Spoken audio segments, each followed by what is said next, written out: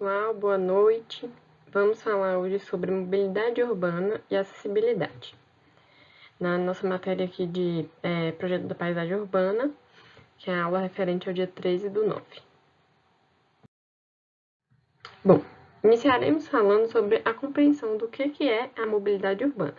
E para compreender a mobilidade urbana, antes a gente faz necessário compreender um panorama geral do que é a constituição das cidades, principalmente quando se refere ao Brasil, que é a nossa área de atuação na arquitetura e urbanismo, e principalmente pensando em questões como formações das cidades, malha urbana e morfologia urbana, que é o que compõe aí essa formação do espaço. A mobilidade urbana, ela é um atributo associado à cidade, que corresponde à capacidade de deslocamento dos indivíduos para suprir suas necessidades para a realização das atividades cotidianas, tais como o trabalho, a educação, saúde, lazer e cultura. Trata-se de um produto dos processos históricos que se refletem com características em diversos ambientes da sociedade.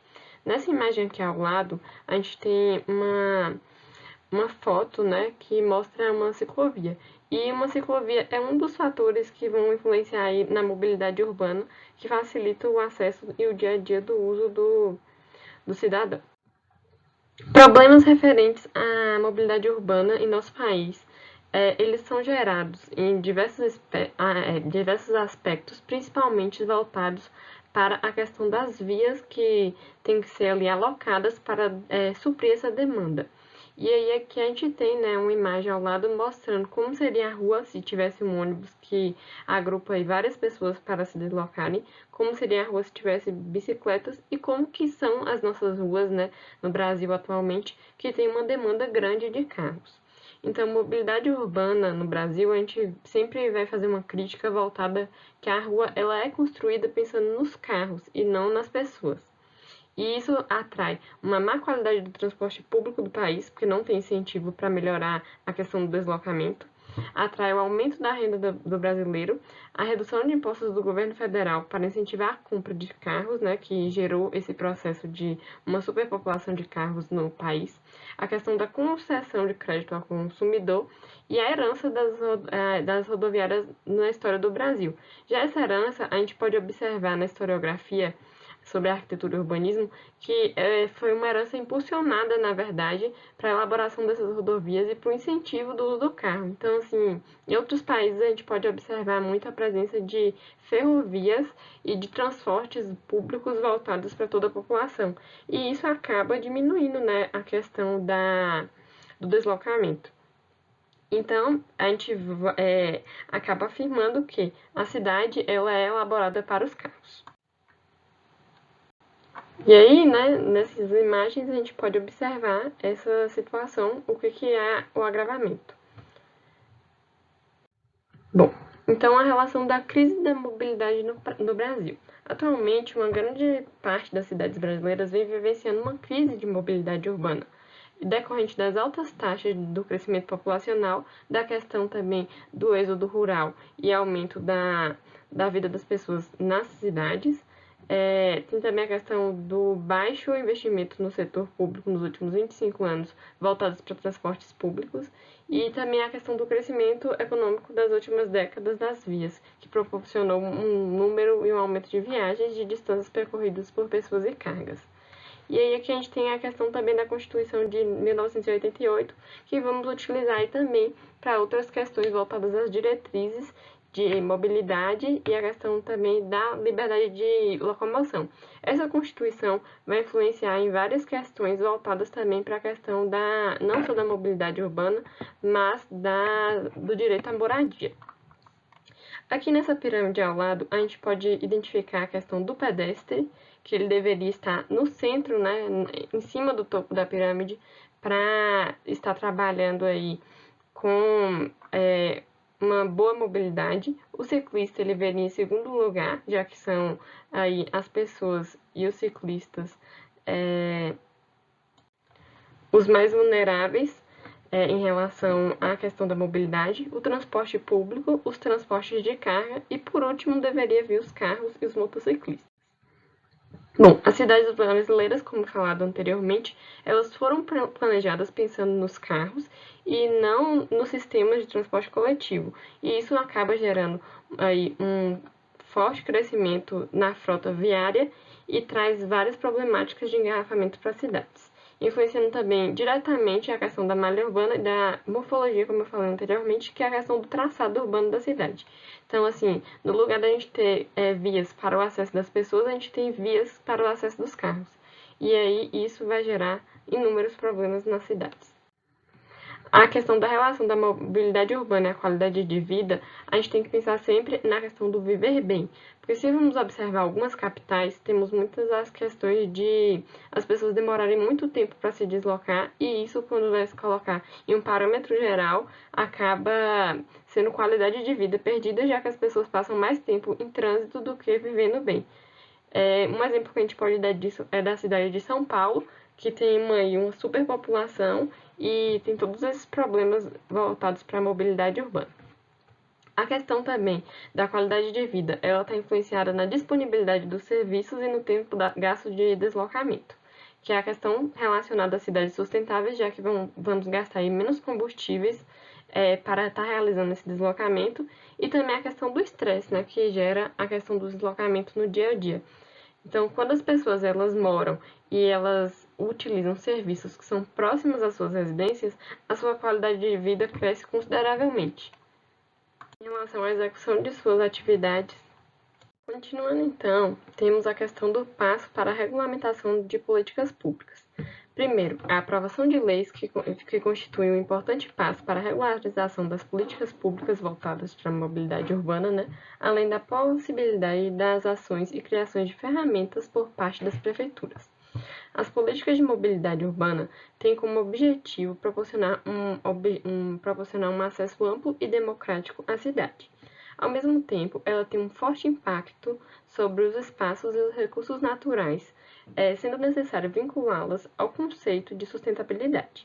Então, assim, sempre que a gente fala em mobilidade urbana, a gente também pensa na questão da sustentabilidade, já que tem a questão do deslocamento, que gera aí a questão do uso dos combustíveis fósseis, e aí gera mais CO2 para o planeta, e todas as questões envolvidas o uso de recursos também, né?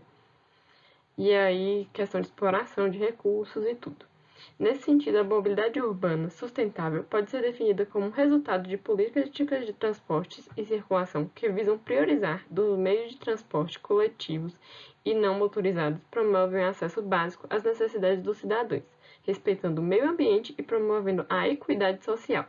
Ela deve estar vinculada às políticas públicas de ordenação do espaço, além de priorizar a questão das necessidades coletivas de vivenciar aí esse ambiente da cidade. Continuando, é importante destacar que até a edição da Lei de 12.587 do 12, os municípios não dispunham de princípios e diretrizes sólidas que auxiliassem a criação dessas ferramentas para a estruturação dos transportes urbanos, considerando não apenas o tráfego de cargas e pessoas, mas também fatores ambientais e planejamentos da cidade. Então, isso aí a gente vai retomar aquela questão do plano diretor, né, que é o plano de desenvolvimento urbano, que geralmente é constituído em cidades que têm a partir de 20 mil habitantes, mais ou menos, e que vai servir para a questão da organização das cidades. O próprio Estatuto da Cidade, né, ele é regulamentado pela Lei 10.257 do 1, que estabelece diretrizes gerais e instrumentos de políticas públicas, mostrou-se insuficiente para tratar questões de mobilidade, considerando o atual contexto das cidades brasileiras, na medida em que se limitavam a exigir apenas um plano de transporte integrado para os municípios, com mais de 500 mil habitantes. Visão de sistemas sobre mobilidade urbana. Então, até 2012, a questão da mobilidade eram embasadas por ações restritas dos municípios, reduzidas apenas à melhoria do transporte urbano e considerando a capacidade do governo federal para financiar e apoiar tais projetos de mobilidade. A mobilidade urbana, ela deve ser tratada através de uma visão sistêmica, né, sobre toda a movimentação dos bens e das pessoas, envolvendo elementos que produzem as necessidades dos deslocamentos. Dessa forma, é importante associar o planejamento urbano do uso e ocupação do solo, o trânsito, o planejamento e a regulação do transporte coletivo, assim como a logística de distribuição de mercadorias e a construção de infraestrutura viável e as calçadas. Lembrando também que quando a gente fala de mobilidade urbana, a gente tem que pensar no conceito de rede e no conceito de que a cidade ela está ali sendo constituída e modificada constantemente. E através disso a gente pode entender outras questões, por exemplo, a questão de pontos de parada de ônibus, a questão de mobiliários urbanos, tudo isso está conectado em relação à constituição das cidades, que geram o tipo de mobilidade. Tem algumas cidades que é muito interessante também a gente pensar que disponibilizam de um uso misto de serviços e moradias. Quando existe a aplicação do uso misto de serviços e moradias, isso facilita muito a mobilidade das cidades, porque as pessoas elas não têm que se deslocar do lugar que elas moram para conseguir obter serviços. E aí a gente já vai pensar também voltado para a questão do desenvolvimento, né, das cidades e de teorias que foram aplicadas aí até pelo próprio Le Corbusier alguns anos atrás. Para quem é condutor, compreender que a mobilidade democratiza os espaços das vias, permitindo que todos circulem, é o primeiro passo para respeitar as leis de trânsito e evitar sanções. Então, a gente está pensando aqui, voltado também na questão de associar o planejamento urbano e a regulamentação dos transportes coletivos com a questão da logística, né, de distribuição e infraestrutura das localidades. Bom, aqui eu trouxe, né, esse esqueminha que ajuda a questão da compreensão de 5 maneiras para melhorar a qualidade da mobilidade urbana. Primeiro, o plano de mobilidade urbana, que é a primeira e mais importante medida que deve ser tomada pelo Estado. Toda cidade deve contar com um plano de mobilidade para otimizar todo tipo de locomoção em suas áreas. Então, a gente tem que pensar na questão das ciclovias, temos que pensar em relação aos pedestres e, por último, a gente pensa na questão da mobilidade voltada aí para as rodovias e para os carros. É sempre bom colocar também que a cidade ela deve ser planejada para as pessoas, para que se tenha uma melhor vivência e aproveitamento desse ambiente urbano e que gere também a questão, né, da qualidade de vida e a questão da segurança que também vai ser acarretada a partir do momento que as pessoas vivenciam essa cidade. O que a gente pode ver muito é aquela autora que eu passei na aula anterior, que se chama Hermínia Maricato. Ela fala muito dessa questão da cidade voltada para as pessoas. E isso é algo que também está aí integrado com a questão da mobilidade urbana. Tem algumas ferramentas, né, que a gente utiliza para melhorar essa questão da mobilidade urbana, melhorar o fluxo viário. Algumas vias elas são feitas pensando muitas vezes no pedestre, que elas são mais elevadas como se fosse uma via toda de calçada, deixando uma área menor voltada para os carros, né, transitarem, que acaba diminuindo até a velocidade de algumas vias dessas. E eu vou trazer alguns exemplos para vocês verem na prática como que isso ocorre. A questão da sustentabilidade, que também é importante pensar que os combustíveis utilizados pelos veículos fazem mal, né, ao meio ambiente. Então, a gente tem a alternativa de carros elétricos, carros a diesel e também trilhos são boas opções, que é a questão das ferrovias que eu falei anteriormente. E a questão da acessibilidade, que deve ser considerada, que é o acesso das pessoas com deficiência e ou mobilidades reduzidas aos espaços urbanos, a questão de planejar rampas, calçadas niveladas, corrimões, entre outras vias para isso. Bom, pessoal, então pensando em relação a essa questão da acessibilidade urbana, a gente sempre tem que pensar nessa questão. A cidade ela é elaborada para as pessoas e por isso que a gente vem aqui trazer algumas questões de acessibilidade para estar aí atendendo toda a população. Todo mundo tem direito à cidade. Bom, então aqui a gente vai trazer um exemplo de uma via, né? Que é a questão da via que tem essa questão dos veículos transitando com a questão da elevação, né, que eu falei anteriormente, e os pedestres eles têm prioridade para estar aí se locomovendo e é uma forma também mais segura de diminuir a questão da velocidade dos veículos. Aí aqui agora eu trouxe um item falando sobre a rua de pedestres, que tem um exemplo do calçadão, que é o termo calçadão. Ele tem sido utilizado no Brasil para definir ruas que têm a questão da exclusividade de pedestres, e os primeiros registros que se possuem sobre o tema são datados em períodos entre guerras, quando algumas ruas alemãs são fechadas para o tráfego de veículos. Em 1951, foi no mundo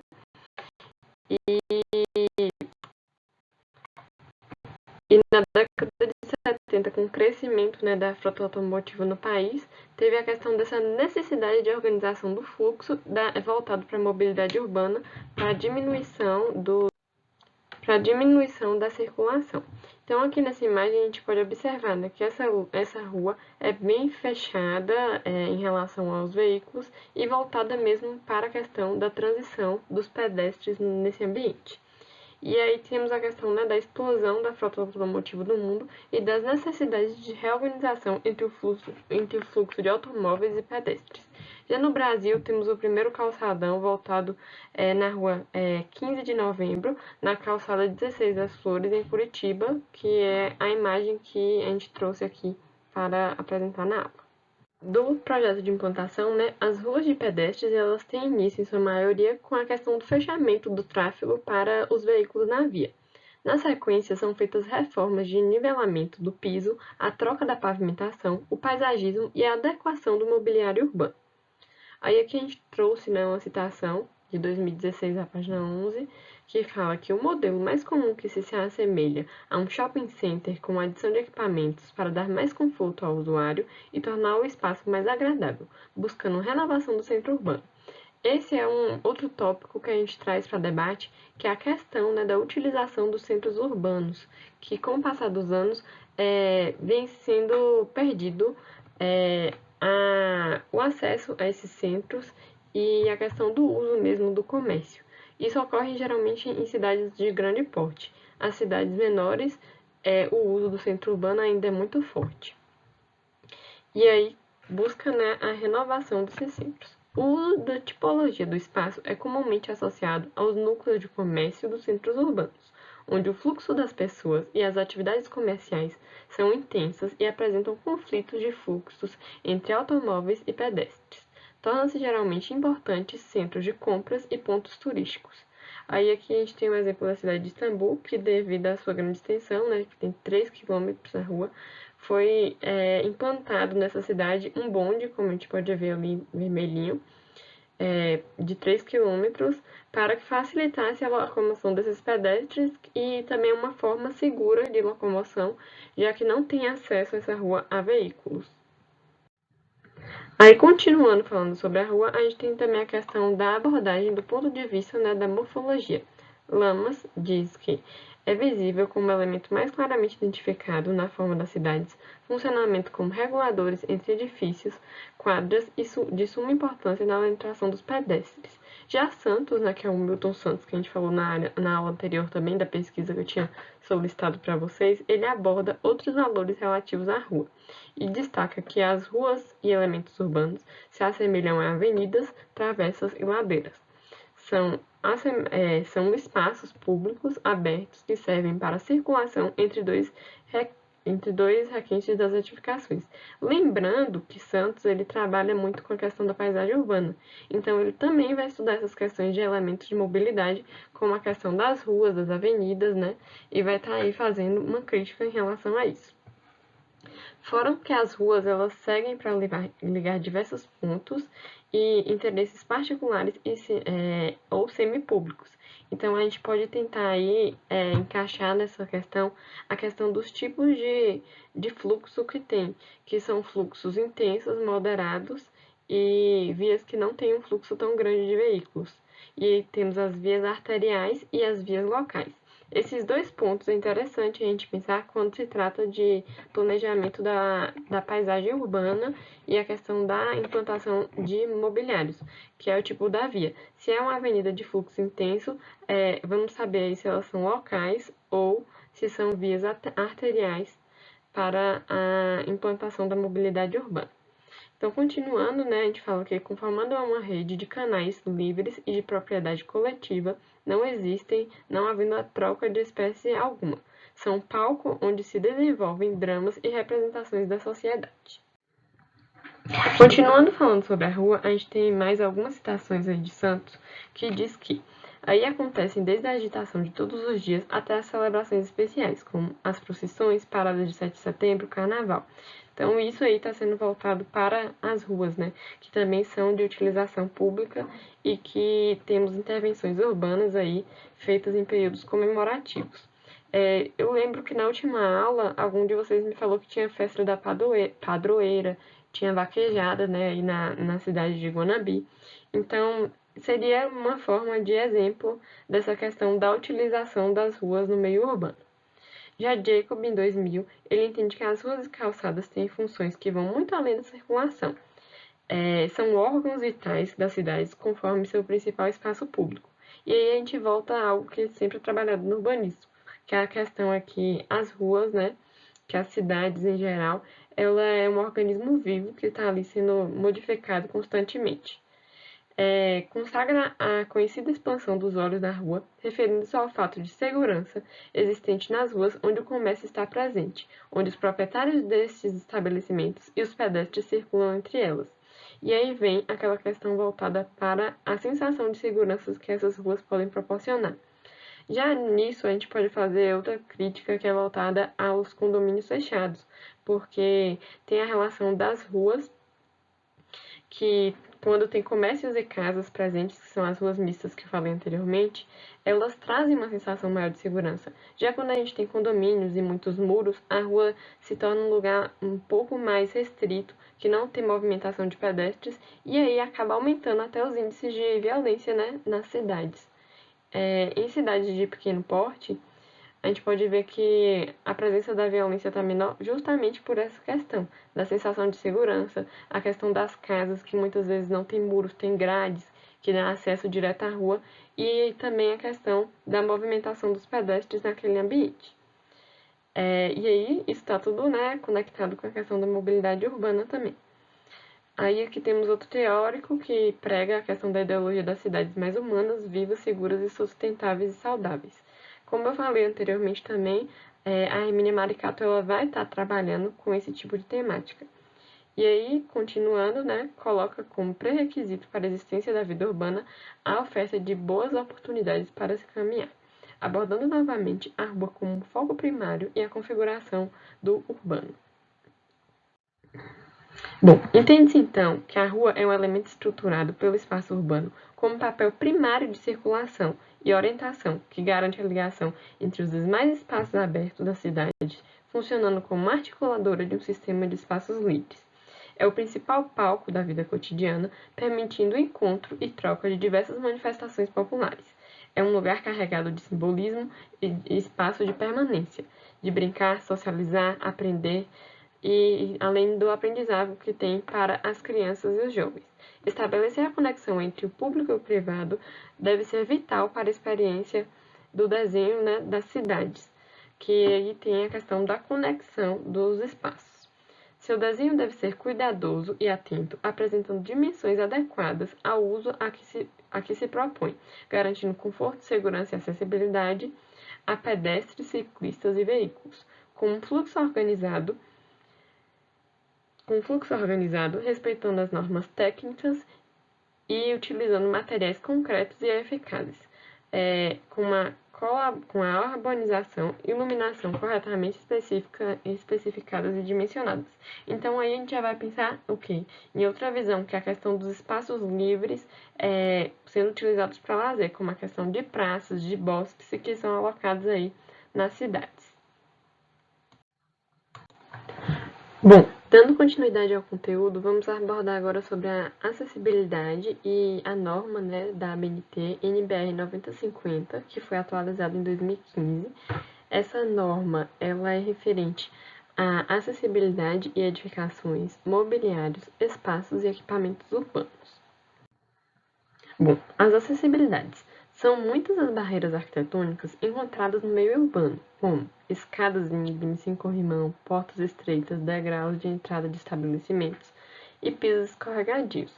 Um exemplo que a gente pode dar disso são edificações antigas que não levavam nessas normas e diretrizes na hora da questão do projeto. E aí, hoje em dia, a adaptação acaba se tornando também um pouco mais complicada. Para ter uma cidade acessível a todos, deve-se respeitar diversidades físicas e sensoriais entre as pessoas e as modificações pelas quais passa o nosso corpo, da infância à velhice. Deve-se pensar sempre na inclusão, com rampas, calçadas mais largas, sinalização nas calçadas para deficientes visuais, questões de sinaleiras para os pedestres e para ciclovias. A gente deve pensar também que as condições, né, durante o período da nossa vida, elas são modificadas, porque, por exemplo, a acessibilidade voltada para uma grávida, ela tem uma mobilidade reduzida. Uma mulher com um bebê com carrinho, ela vai ter dificuldade de transitar durante a cidade quando tem degraus. A questão do próprio cadeirante, pessoas com a mobilidade reduzida em questão de caminhar, ou que está com algum problema referente a gesso, a utilização de moletas, tudo isso são possibilidades, né, de ter essa mobilidade reduzida e de necessitar ter um pouco cuidado mais em relação à locomoção nas cidades. E isso tem tudo a ver com a questão também da mobilidade urbana, né? A questão do direito de ir e vir, a questão de ter uma funcionalidade nas vias das cidades urbanas. A norma que trabalha com essa questão de acessibilidade, como eu falei anteriormente, é a 9050, que é da Associação de Normas Técnicas Brasileira, e ela foi inicialmente elaborada em 1994 e visa promover a acessibilidade no ambiente construído e proporcionar condições de mobilidade com autonomia e segurança para eliminar essa questão das barreiras arquitetônicas e urbanísticas na cidade, nos edifícios e nos meios de transporte e comunicação. Pensando de maneira ampla e geral, a gente pode analisar aí a questão de, por exemplo, guarda-corpos. Às vezes o guarda-corpo que o cadeirante vai utilizar, ele precisa ser um pouco mais baixo do que o guarda-corpo que uma pessoa que não tem essa mobilidade reduzida utiliza. Temos a questão também de portas, de maçanetas, a facilidade de modificação. E assim, essas normas, elas foram postas à tona de forma mundial depois da Segunda Guerra Mundial que ocorreu e tivemos muitos feridos de guerra, então assim, isso começou a ser pensado em a questão de trazer aí uma qualidade de vida para as pessoas. Continuando com a acessibilidade, eu trouxe aqui algumas coisas voltadas para a norma, né? Nessa imagem a gente pode aí estar analisando a questão de uma rampa que dá acesso ao cadeirante na faixa de pedestres. Sempre é muito importante aí estar atendendo essas demandas nos projetos arquitetônicos, principalmente quando se diz respeito também à questão das vagas que são reservadas tanto para cadeirantes quanto para idosos. A questão de situar bem essas vagas no projeto arquitetônico, porque isso vai facilitar bastante a questão da mobilidade, sempre colocar próximo às portas de entrada dos estabelecimentos, sejam eles estabelecimentos públicos ou estabelecimentos privados. E aí aqui nesse item, né, 4.1.3, diz que visa proporcionar a melhor quantidade possível de pessoas, independentemente da idade, estruturas ou limitações de mobilidade ou percepção, a utilização da maneira autônoma e segura do ambiente, edificações mobiliárias e equipamentos urbanos e elementos. Lembrando também outra questão, eu acredito que nessa turma a gente tem alguns alunos que também fazem a disciplina de interiores. Na última aula da disciplina de interiores, eu estava justamente debatendo nessa questão até do ambiente interno ser projetado com acessibilidade, para dar autonomia a essas pessoas, para que elas consigam realizar as suas atividades independente de outras pessoas e consigam transitar da melhor forma pelas cidades. Já nesse outro item diz 1.3.1 que todos os espaços, edificações, mobiliários e equipamentos urbanos que vierem a ser projetados, construídos, montados ou implantados, bem como as reformas e ampliações de edificações e equipamentos urbanos, devem atender ao que está disposto nessa norma para serem considerados acessíveis. Eu vou estar aí passando para vocês essa norma, né, para vocês utilizarem como diretriz na hora de estar fazendo aí o projeto dessa disciplina. Já no item 3.2 diz que acessível, espaço de edificação, mobiliário, equipamento urbano ou elemento que possa ser alcançado, acionado, utilizado e vivenciado por qualquer pessoa, inclusive aquelas que têm a mobilidade reduzida. Como eu vim dizendo aí anteriormente, essa questão da pessoa ter a autonomia, né, de estar utilizando esse espaço. E aí aqui temos o termo acessível implica tanto em acessibilidade física como a acessibilidade de comunicação. E aí a gente pensa nas pessoas que têm não só a mobilidade reduzida, mas aí vemos também a outra coisa como deficientes, como pessoas que têm uma limitação voltada ao visual, como pessoas que têm uma limitação voltada também à questão de audição, auditiva, né? E aqui eu quis trazer para vocês a questão dessas rampas que são alocadas aí durante os projetos urbanos. Que aí temos essa parte da rampa que tem o piso tátil, né? Que colocamos para pessoas que têm uma limitação visual. Temos também a outra questão, que são a alocação das faixas de pedestre, que está aí influenciando diretamente com a questão da mobilidade urbana. Temos a questão da sinalização voltada para as sinaleiras para os pedestres estarem fazendo de forma segura a travessia das ruas, né? Aqui é um exemplo de mobiliários, né, voltados para a locação da cidade para melhorar a vida, a qualidade de vida das pessoas. Aí temos também algumas outras alocações, como mobiliários de bancos, como a questão de disposições de praças, a questão de rotação de cadeiras, tudo isso vai estar aí sendo empregado nesses projetos e pensado. Continuando então a norma, eu quis trazer aqui os tópicos iniciais para vocês do que vai ser pontuado nessa norma. Essa norma é uma norma relativamente grande, mas algo que vai ajudar muito na hora da compreensão e da elaboração dos projetos é a questão de que ela tem muitos exemplos mostrados assim, como esse anterior que eu apresentei, né, que mostra ali como que fica essa representação gráfica no projeto. E aqui agora eu vou falar um pouco sobre o desenho universal, que é a concepção de produtos, ambientes e programas e serviços a serem utilizados por todas as pessoas, sem necessidade de adaptação ou projeto específico, incluindo os recursos de tecnologias assistivas. Nota: o conceito do desenho universal tem como pressuposto a equiparação das possibilidades de uso, flexibilidade no uso, simples e intuitivo, capacitação das informações, tolerância ao erro mínimo e ao esforço físico, dimensionando espaços para o acesso, uso e interação de todos os usuários. É composto por 7 itens, né, que são descritos no anexo A dessa norma. Então, assim, vamos pensar em relação à maçaneta de portas, em relação a utensílios domésticos, tudo isso vai estar aí influenciando nessa questão do desenho universal para atender diferentes pessoas que têm diferentes demandas e facilitar o dia a dia das pessoas. Esse desenho universal vai ser aplicado inclusive para pessoas que são destras e canhotas.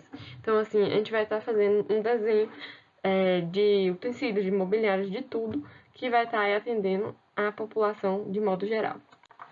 Então, vamos aí dando continuidade ao conteúdo. Bom, suporte para a elaboração dos projetos. Como eu falei, larguras de vias, dimensões, cálculo de rampa e de acesso vão estar aí englobados nessa NBR, altura de maçanetas e de portas, banheiros com norma de acessibilidade que seguem, né, a questão do padrão para a circulação de manobras do cadeirante, a questão do piso tátil, placas informativas, a preocupação com degraus, né, que são alocados nos projetos para evitar possíveis acidentes. E aí, por meio disso, né, no sumário da obra da NBR, temos a questão do suporte para a elaboração do projeto. Vem tudo sendo muito especificado nessa NBR, como a questão, por exemplo, de alguns termos de definições, questão de cadeira de rodas, de dimensionamento, larguras, a questão do mobiliário urbano, que deve ser ali implantado de maneira acessível, a questão do alcance, deixa eu ver, superfície de trabalho, questão de ângulos que devem ser também alocados nessa questão dessas rampas, também a porcentagem que tem, né, no cálculo da altura das rampas, que é 8,33. Continuando a acessibilidade, é comentado sobre a questão de sinalização, questões de instalações, as rotas acessíveis, emprego de alarmes. Quando a gente fala também de corpo de bombeiros, colocamos também aqueles alarmes de incêndio, a questão dos chuveiros também, que são alocados em ambientes internos, né, para ter essa preocupação de sinalização e cuidado. Deixa eu ver mais. Sinalização de emergência, né, que eu falei aqui agora. A sinalização do piso tátil, que tem uma maneira específica de ser disposto nesse piso tátil. Quando tem uma porta ou uma garagem, deve ser indicada a sinalização para que a pessoa que tem a redução na mobilidade visual consiga se situar no lugar e ter uma segurança maior. Símbolos em gerais também são aplicados aqui nessa norma. Aí questão de grelhas juntas e de dilatação também, porque essas grelhas vão ser aplicadas aí quando a gente pensa na questão da hidrologia, né? De estar aí alocando questões de recursos para colocar grelhas e absorver a água da chuva. A questão da sinalização do piso, sempre é importante deixar bastante placas com a questão do braille ali alocado também nessas placas. A questão de corrimões e guarda-corpos, como eu falei anteriormente, como que deve ser feita a escada para ficar de maneira mais confortável. A questão dos degraus, né, que são alocados nas escadas também, que devem ser fixos. Quando a gente fala também em prédios, temos a parte que coloca na escada da porta corta-fogo. Deixa eu ver, dispositivos complementares de circulação e circulações internas. Bom, pessoal, finalizando então aí a nossa aula de hoje, temos a questão também da sinalização da travessia, das passagens de pedestres, vagas reservadas para veículos, as condições dessas vagas, como eu falei anteriormente, circulações internas, questões de corredores para seguir pelo menos uma medida pré-estabelecida, mínima, a questão de portas de janelas de circulações externas, de inclinações transversais e longitudinais, dimensões mínimas de calçada, né, que deve estar aí sendo empregado, a questão também do acesso ao veículo ao lote, obras sobre passeio também, que é outra preocupação, que aí já vai ser uma norma voltada para a cidade e para a fiscalização da mesma, e questões de obras sobre os passeios, né, questão do dimensionamento das faixas livres também, que são alocadas aí na questão das vagas, e o pensamento em relação à circulação de pedestres e estacionamentos. Então, finalizamos nossa aula de hoje. O próximo passo agora é um vídeo que eu vou passar para vocês, para estar aí complementando essa aula. E qualquer dúvida que vocês tiverem, podem aí estar enviando mensagem, que eu estarei à disposição. Boa noite a todos. E aqui foram algumas das referências que a gente utilizou, né, para estar aí elaborando essa aula. Boa noite a todos.